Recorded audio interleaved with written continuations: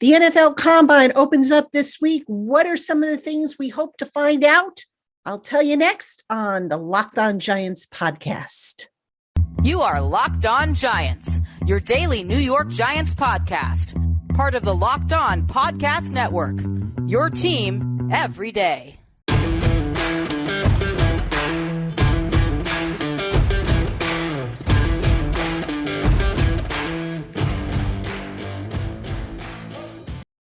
Hello, New York Giant fans, and welcome to another edition of the Locked On Giants podcast, part of the Locked On Podcast family, your team every day. I'm your host, Patricia Traina. Happy Monday to everybody. We are at the point in the NFL calendar where it is Combine Week. That's right. The NFL Combine begins tomorrow on Tuesday when we hear from the NFL general managers. Joe Schoen scheduled to speak to the media at 1:30 p.m. Eastern time from the Combine. Brian Daboll, head coach, not scheduled to speak, unfortunately, this year. We'll find out, though, if he's going to speak maybe to the beat reporters afterwards or privately, which the Giants have done sometimes in the past. But anyway, on today's show, I'm going to go over three things we obviously hope to find out or get clues at any rate as to what might be in the future for the Giants as they continue to upgrade their roster. And the three things are pretty obvious, but I'm going to go over them and maybe give you a few extra twists and turns to think about as you are listening to this program. So again, thank you so much for tuning in, making us your first listen of the day, or if watching on YouTube, your first watch. Let's jump into it. Now, overall, I just want to start off by saying that this Combine is a bit different for a lot of reasons. This is probably the most different Combine for the Giants since 2016. Why do I say that? Because ever since 2017, the Giants have been drafting up towards the top of the draft order, which means that there's been more intrigue, more speculation, and a lot more clues as to how they were leaning towards going in the draft. In the past, I know I've come home from the Combine with a pretty good idea who they were going to draft or what position group they were looking at. And, it was just easy because of just how the top 10, the top 15 order fell. Now, this year, obviously, the Giants are drafting 25th. And there's a lot of different ways they can go. So, in terms of if I were stacking up the order of things that I would want to kind of come away with some clues as to how the Giants were thinking, draft would probably be not my first item. My first item that I want to talk about, obviously, is what happens with the Giants' own free agents. We know about Daniel Jones. We know about Saquon Barkley. The agents are going to be in town for their annual seminar that they have every year at the Combine. Plus, they're also in town to be there with their clients from the rookie draft class that, are taking part in the Combine. So a lot of deals sometimes do make progress when GMs and salary cap negotiators and agents sit in the same room across from each other. So I expect there will be some chatter going on as to, who's meeting with who's, where the talks coming along, how far are they coming along. This year, though, it's kind of tricky. And I'll tell you why it's tricky, because everything hinges on Daniel Jones. Daniel Jones is kind of the hinge, if you will. So if Daniel's deal somehow gets done in time before that March 7th deadline, that means the Giants can, if they so choose to, franchise tag Saquon Barkley. So I would expect at the Combine this year that Daniel's deal is going to be priority number one, getting that deal done, because the Giants, if they have to tag him at the rate of $32.417 million, they'll do it. I don't think they want to, though, and with good reason. As I've discussed before, if you apply that franchise tag, that $32 million comes right out of your cap space. So if you have to lose that $32 million because you have to franchise tag Daniel Jones, that could potentially alter how you approach free agency, not just in terms of your own free agents, but in terms of which free agents you can go out and pursue on the open market. So that Daniel Jones contract, I can't stress it enough, key. Joe Schoen and Daniel Jones's reps from Athletes First, they've got to make progress on that deal. Preferably, it would be nice if they leave Indianapolis with a handshake agreement, but they've got to make progress on that deal, because while I'm sure Shane has a plan A and a plan B, should the deal not get done, I'm sure he would rather go with plan A, which is to have extra money available and not have to tie up $32 million in the form of the cap, which, by the way, would be the amount of cash they would have to give to Daniel for the first time. Now, speaking of Daniel, I just want to quick interject something here, because I get this question a lot from you guys and gals. Some of you have said, well, Pat, why don't they just put the non-exclusive franchise tag on Daniel? Folks, that's what they're probably going to do. I think a lot of people ask that because they're confused as to what the exclusive franchise tag is and what the non-exclusive franchise tag is. And I will try to explain the difference for you. So the franchise tag, the non-exclusive franchise tag, means that Daniel can go out and he could talk to other teams. And if he signs with the other teams, one of the other teams that he talks to, the Giants get 2 first-round picks as compensation if they choose not to match the deal, that is. Now, the exclusive franchise tag means that Daniel can't go out and talk to anybody. The Giants hold the exclusive negotiating rights with him.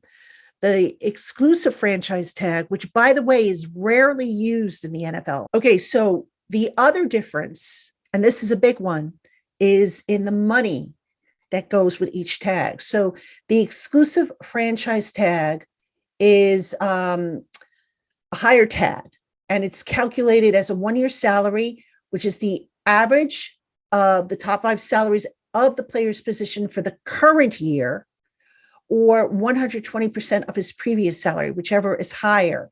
Whereas the non-exclusive tag is that is calculated as a 1-year deal based on the average of the top 5 salaries at the respective position over the last 5 years, or 120% of the player's previous year's salary.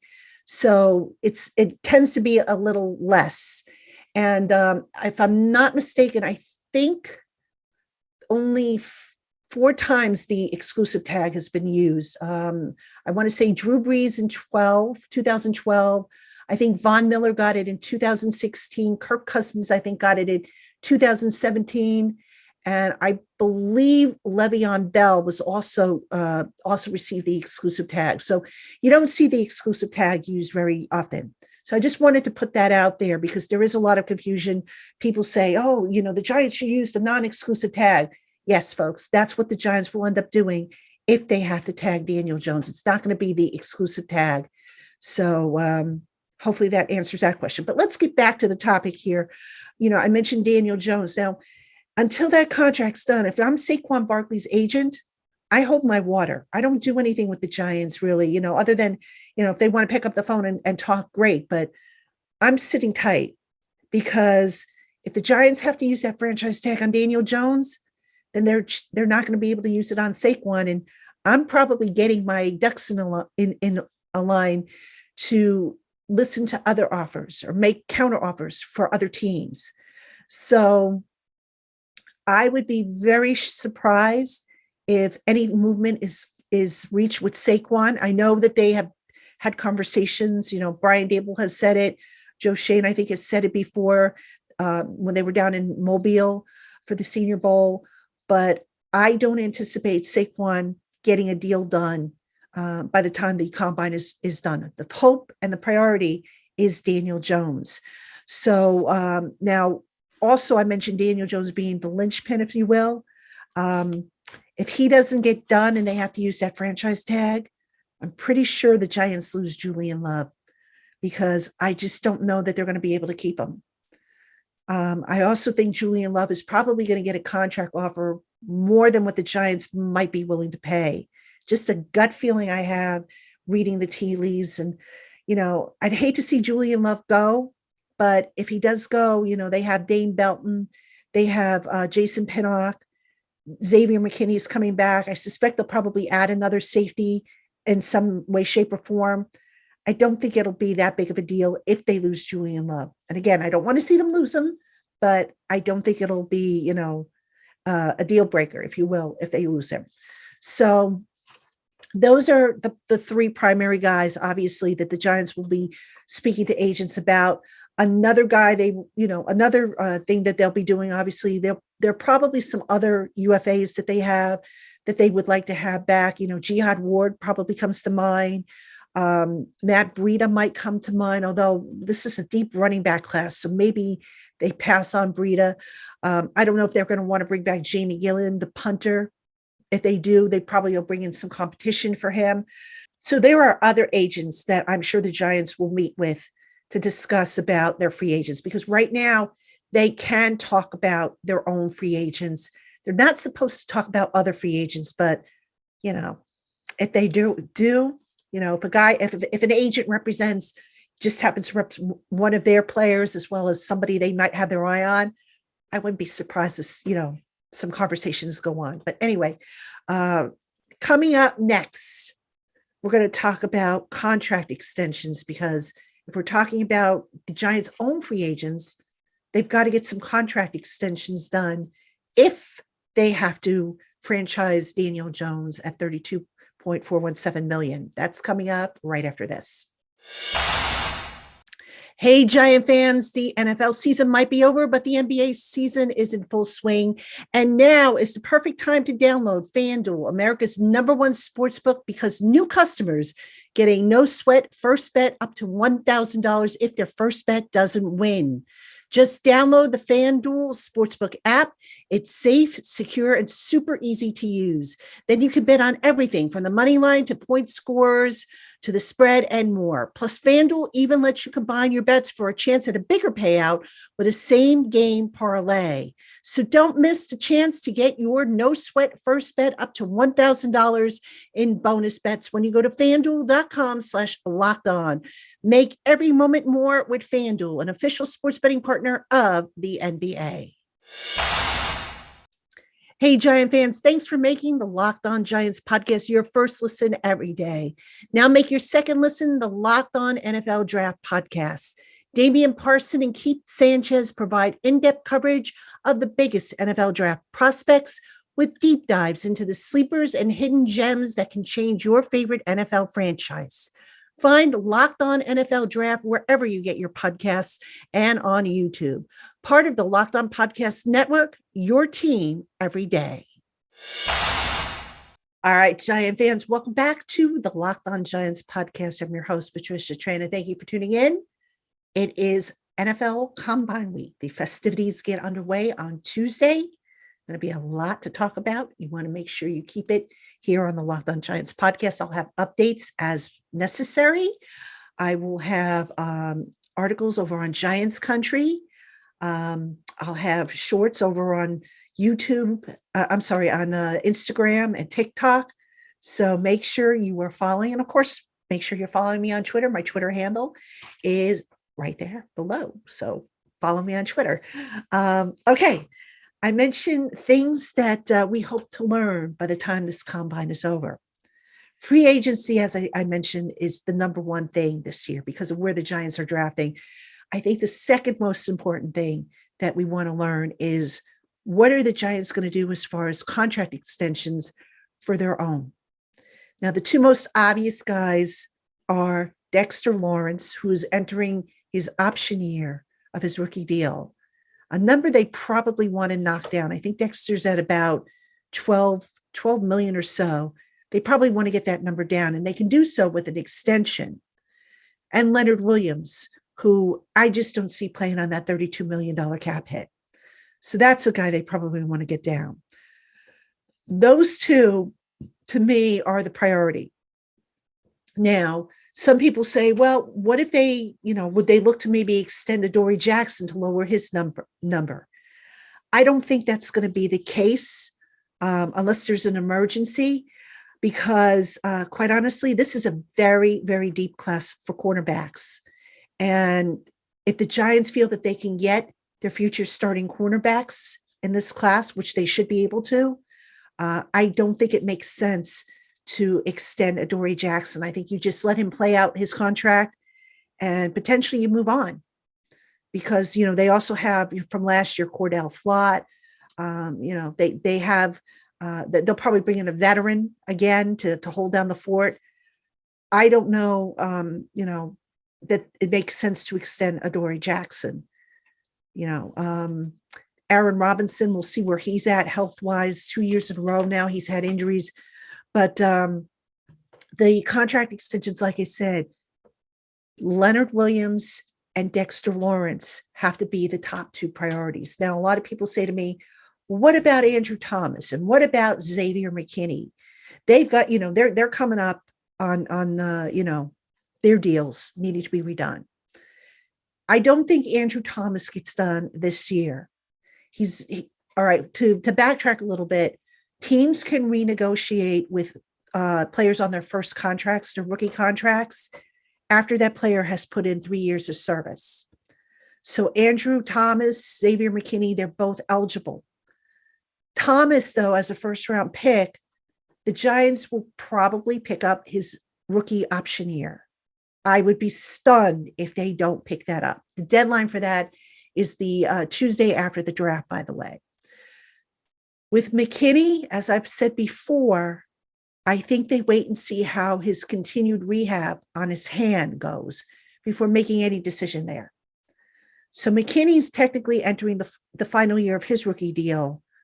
But if they need to, and I'm thinking way down the line, I get this, things can change, but if they pass on extending McKinney now, which I believe they will, they could probably franchise tag him next year. That is assuming, again, that if they use the franchise tag on Daniel Jones, that they don't have to use it again next year. See how important this Daniel Jones contract is, folks? I'm telling you, this thing is going to be, once this domino falls, it's going to really set the path for not just this year, but next year. That's how important this is. So McKinney, I would wait on. I would see how his hand responds to his rehab. You could always, if you have room, do something, at the bye week, or try to get something done before the season ends. It's not, there's no rule that says you can't. All right. And the cap hit, basically, it would go into proration. So the signing bonus, whatever it is, depending on how long the contract is, let's say the contract's for 4 years, it's a 4-year extension. The first year, the prorated amount would hit 2023. So the Giants could theoretically absorb that if they needed to. And that would help with the back end of the deal if they need to, absorb the money. So those are really the two that, when you talk about extensions, those are likely the ones that, are coming down the pipe, but are not a top priority right now, because Daniel's got to get done. You got to clean out the cap a little bit, straighten it out a little bit. Leo, Dexter, and if you can, get Saquon in here. And until all that is taken care of, there is a pecking order if you're Joe Shane. So as much as he might want to extend guys who are currently under contract, but who are coming up on the end of their contract, that might have to wait. And I know there's a risk of those players going out and balling and having great years to where, now they're in the driver's seat, sort of like what happened with Daniel Jones. But that's the chance you take. Remember, the cap is going up, folks. It's going to be as high as, in a couple of years, it's going to be over 300 million in a few years. This is the result of the new TV money coming in. So don't panic, because even if it sounds like a guy is making too much now, APY, it won't matter as the cap goes up. You'll see his percentage against the cap starts to decrease. So I wouldn't get too worked up about that either way. And before I switch over to the draft, I want to circle back on one other point. And this has been a very, very hot topic of discussion. I get a lot of people saying that Daniel Jones is out of his mind for allegedly wanting 40 to 45 million per year. And a lot of you want to, you're of the opinion, let him walk if that's what he's looking to earn. All right, folks, can I just share something with you to kind of calm you down a little bit if you're worked up over this? Daniel Jones could ask for 100 million a year. Doesn't mean he's going to get it. As with any negotiation, you start high if you're the person who's going to get the paycheck, whereas the employer starts low and you meet in the middle. I still believe that when it's all said and done, Daniel's contract, APY, is going to come somewhere between 35 and 38. So I'm not concerned about any reports alleging that Daniel's asking for 40 to 45. So again, whatever it is Daniel's asking for, whatever it is Saquon is asking for, doesn't mean they're going to get it. So if you're worried about that, take a deep breath, go out, smell the flowers, assuming they're in bloom in your area. They're not in bloom yet here in the Northeast, but soon, hopefully, and just relax. It'll come together one way or another. All right, coming up next, I'm going to talk about the draft. Don't go anywhere. We'll be right back. All right, Giant fans, welcome back to the Locked On Giants podcast. I'm your host, Patricia Traina. It is Combine Week in the NFL. Combine gets underway on Tuesday. So I've got a bunch of guests that I'm hoping to come on the program. Amongst them, Keith Sanchez, who is the other half of the dynamic duo with Damian Parson, who I had on the show last week. I know a lot of you checked out that show and wrote about how much you enjoyed Damian's information. So Keith Sanchez is just as good. And he's supposed to be on the show with me. I'm supposed to have Rick Saratella on the show. And I'm trying to guilt, yes, I said guilt, Ross Jackson, who is the host of Locked On Saints, but who owes me, he owes me an appearance on my show. Ross Jackson, for those of you who don't know, he is the host of Locked On Saints. He is also a terrific guy. We call him the boss because that's just what he is. He's just the boss. And I absolutely love Ross. So he's going to come on the show, I'm hoping, with me at some point. So we're going to have a lot of stuff on the Combine, a lot of opinions, a lot of, feedback and whatnot, the rumors. I mean, we'll do updates. And what I'll probably do is I'll try and do them at the end, the shows, that is, at the end of every day, so that you have the information sooner rather than having to wait till I drop the shows at midnight. So hope you will tune in all this week. Speaking of the Combine and the draft and whatnot, obviously the entire NFL world is descending on Indianapolis to get their eyeballs again on this entire draft class. Now, remember, at the Combine, you have the underclassmen and the seniors, whereas at the Senior Bowl, you just have the seniors. So it's a bigger class, a bigger selection, and it's an opportunity to watch them in certain workouts. Now, over on Giants Country, I'm going to republish some articles as to what types of drills are relevant that, you should be paying attention to at different positions. We did a series last year that was really, really helpful. And I think I'm going to republish those starting on Tuesday to help you, if you want to check it out and see what numbers to pay attention to and what not to pay attention to. But the important thing for the teams that are, going to be scrutinizing here is they're going to have an opportunity to and look at the players, from a medical perspective, especially guys who are coming off injury. That's very important. But more importantly, what goes on behind the scenes is teams are allowed so many formal visits, and then you have informal visits. The informal visits are just, I don't even know why they even bother with them, to be honest with you, but the formal visits are kind of important. So the way it works is the team has an assigned suite at Lucas Oil Stadium, and they set up film And when they have a player come in for a formal visit, that player sits down, talks with the coaches, the position coach, the scouts, the GM, whoever might be, relevant at the time, as far as that player's position is.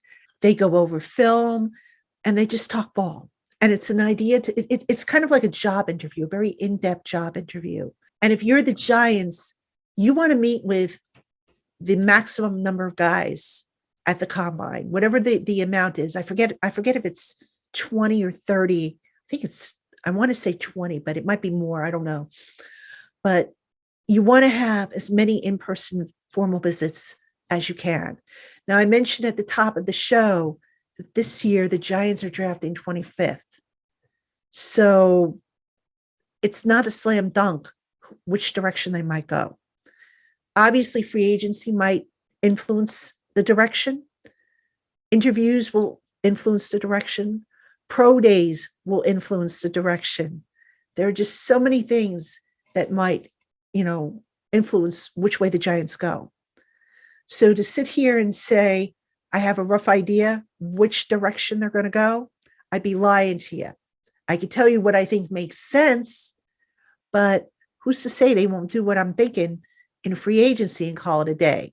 Now, for those of you who are wondering what I am thinking, I suspect the Giants might look at a cornerback in the first round. It's a deep class. I realize that they don't have to reach, but there generally tends to be a run on cornerbacks. And like I said before, if I'm the Giants, I am not extending Adoree Jackson. I'm leaving that contract alone unless I have to touch it. And I'm looking at the draft to build my cornerbacks of the future. So I know in my mock draft that I did for Giants Country, I picked a receiver. I do not believe that to be the case as of today. Now, my mind may, I might change my mind as more information becomes available. This is just an educated guess on my part, but we'll see. And that's what, this is all about this week. Who are the Giants going to be interested in? And just because the team's interested in a guy, just because they have an interview with a guy, they could end up taking a guy off the board because the guy doesn't interview well. I mean, I wouldn't read too much into it, but still, it's a good idea to kind of see as the reports come out. And some players will tell you and some players won't. But it's interesting to see what type of variety of players the Giants address at the combine. Is it going to be mostly defensive players or offensive players? Is it going to be mostly one position, or is it going to be maybe spread out amongst 2 or 3 positions? So these are some of the things, you kind of look for. At the end of the day, if you're expecting to find answers, definitive answers, you're not going to get them. It's just, I don't see it happening. You can hope, like I said, that maybe Daniel Jones' contract gets done. That would be really nice. I'm not anticipating it will, but if it does, I'm ready. I'm ready to break it down for you. And I will do a special show for that once the numbers all come out. But either way, folks, it's going to be a busy, busy week at the combine. It started tomorrow, Joe Shane at 1:30. So what I will do for tomorrow's show is I will wait until Shane has had an opportunity to speak to the media. And then I've had an opportunity to go back and take a look at what he has had to say and give you some thoughts on that. So the Tuesday show will probably be coming out late Tuesday. And then we'll roll right into Wednesday. And matter of fact, all the shows this week will probably be coming out a little later than usual. So we'll just try and keep the information as fresh as possible. All right, that's going to do it for us on today's Locked On Giants podcast. I want to thank you for tuning in. And again, we'll have combine coverage all week long. We have guests scheduled to come on. So I'm really excited to bring you all this information. Hope you will tune in. So until tomorrow, everybody, you have a great one, and we will see you on Tuesday.